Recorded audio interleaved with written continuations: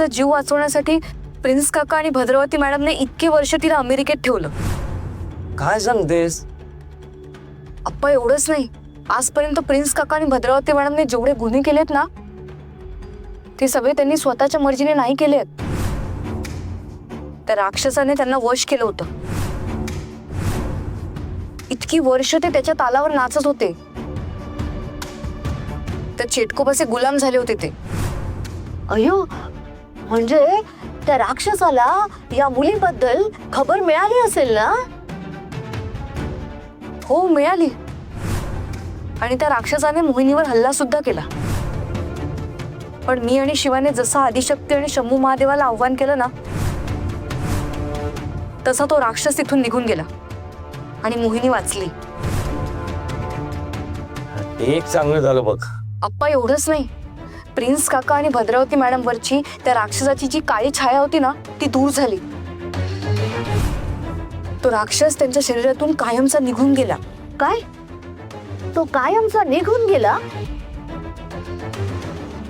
म्हणजे आता तो कधीच परत येणार नाही? अम्मा, तो त्यांच्या शरीरातून निघून गेलाय, त्यांच्या आयुष्यातून नाही. शक्ती, बंगल्यावर जे घडलं त्याच्यावर खरंच तुझा विश्वास बसलाय? तुला खरंच असं वाटतं तो राक्षस त्या भद्रा आणि प्रिन्सच्या बॉडीमधून निघून गेलाय? हे बघ शक्ती, जी डोळ्यांना दिसतं ना ते सगळंच खरं असतं असं नाही. अरे शिवा, पुन्हा तेच.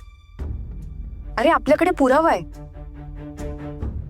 त्यांच्या नकळत आपण जो व्हिडिओ काढला त्यावर आपल्याला विश्वास ठेवावाच लागेल ना.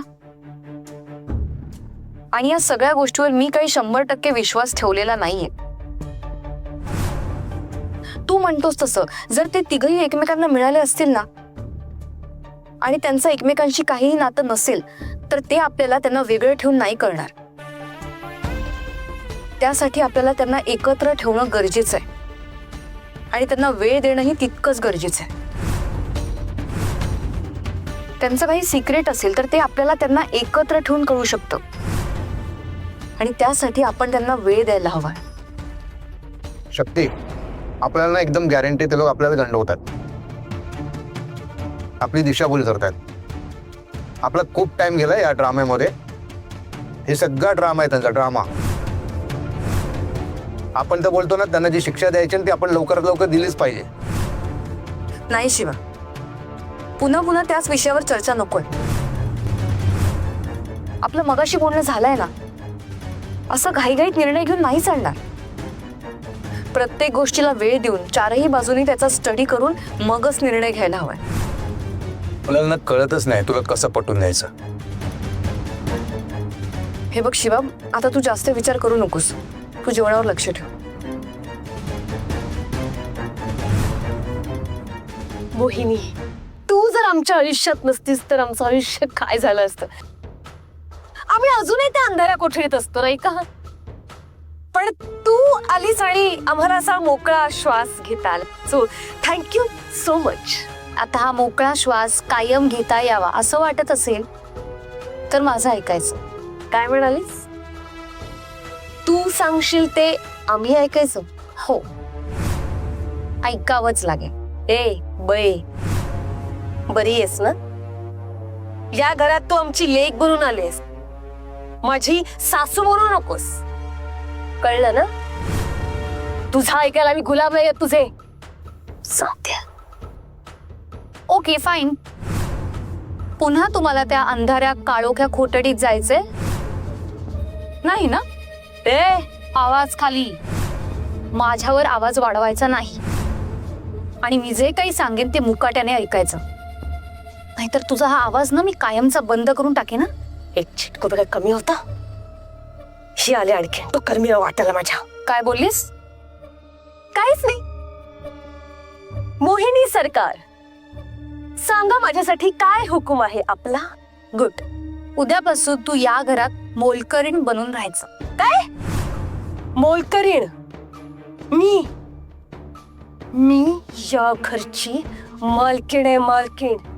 आणि या घरात फक्त माझा हुकूम चालतो. मोलकरीण बनून जा म्हणे.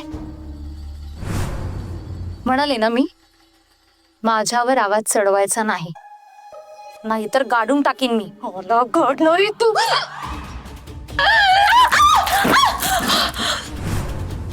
ऐक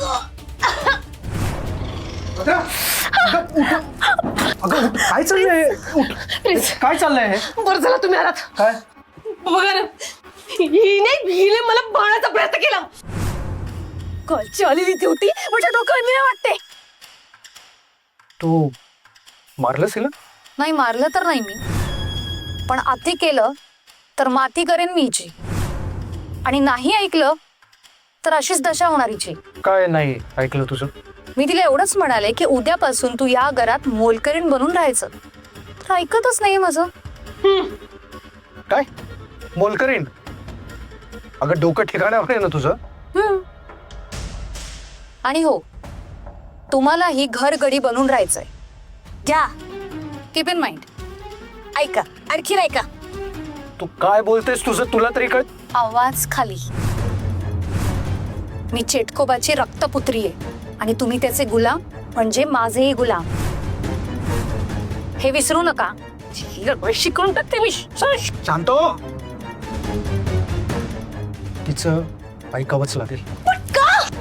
हो बरोबर बोलतोय, ऐकावंच लागणार आहे तिचं. शांत शांत. Guys, excuse me.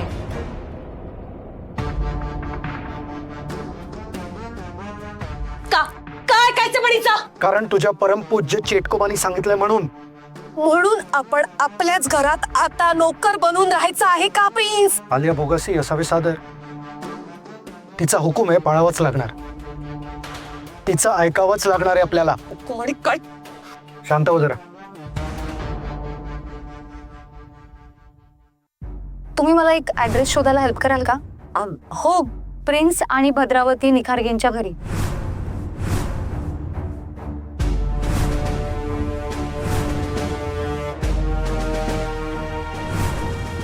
तुम्हाला सांगावंच लागेल ती कोण आहे. ती आमची मुलगी मोहिनी आहे. एवढे प्रूफ इनफ आहेत की अजून हवेत? ठीक आहे, तू राहा आज इथे.